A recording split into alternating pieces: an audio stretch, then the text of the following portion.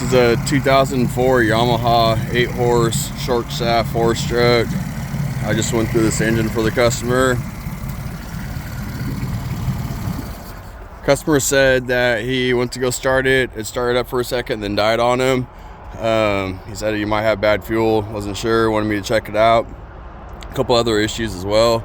So I started with the spark plugs, which were, one was more fouled than the other. This one was the top one, this one was the bottom one. You can see the difference in the two.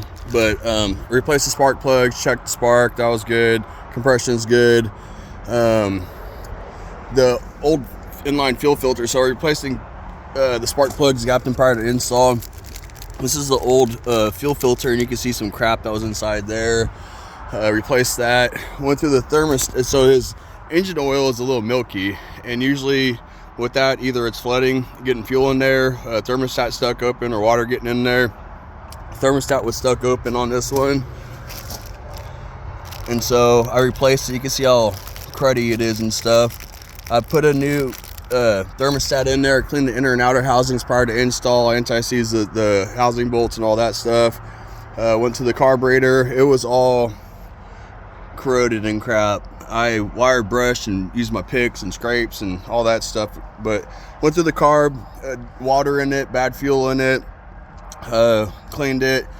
The floatable gasket was still good. I replaced that top gasket up there, put everything back together, and yes. Oh, also this one especially was super hard to churn. I had to heat it and lube it and heat it and lube it, but now this one and the other one are working good like it should.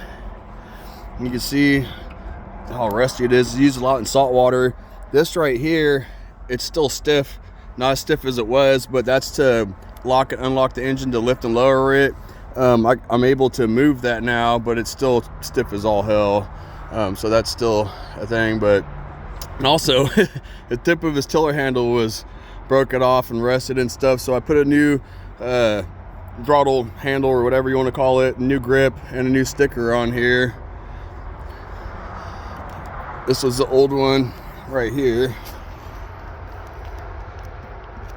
That's where it was busted at, so that's all new too.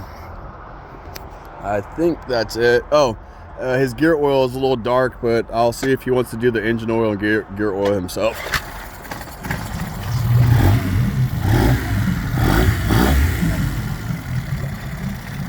And the reason why it's bubbling from down here at the idle is because the upper exhaust hole up there is, I tried to unclog it. There's something in there that's blocking the exhaust from coming out up there at the idle. So instead of the exhaust coming out from the upper exhaust hole at the idle, it's coming down from down below. It's pumping water good.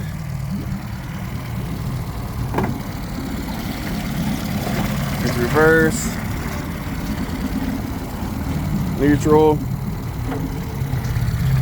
it's forward. Let's give it some throttle.